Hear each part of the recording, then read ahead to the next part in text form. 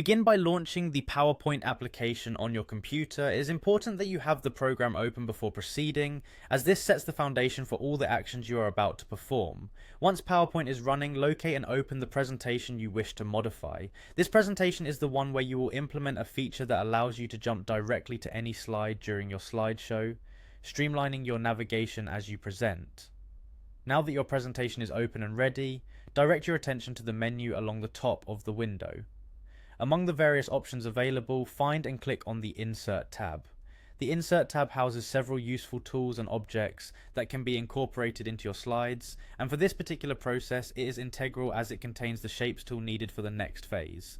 Once in the Insert tab, look for the option labelled Shapes. This tool offers a variety of graphic elements, and you will be using one of these to create a clickable object. After clicking on Shapes, take a moment to scroll down to the bottom of the shape selections. At the very end of the list, you will find an action button.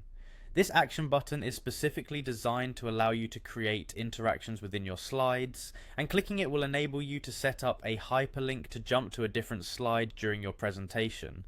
Click on the action button to reveal a menu of interactive options. In this menu, choose the option that says Hyperlink to. This selection is crucial as it tells PowerPoint that when this object is clicked, it should link to another part of your presentation instead of simply displaying an image or performing a basic function. After selecting Hyperlink to, a new selection list will appear.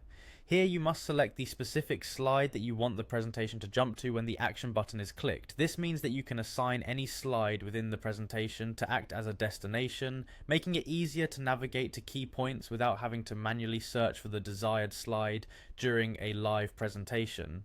Once you have chosen the desired slide from the list, confirm your choice by clicking on the OK button.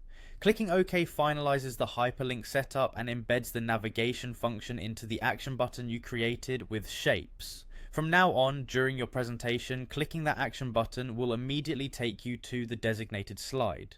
Throughout this process, it is helpful to work methodically, ensuring that each step is followed in sequence. By doing so, you create a smooth transition between slides that can be particularly useful during interactive presentations or when you need to quickly access different sections of your content.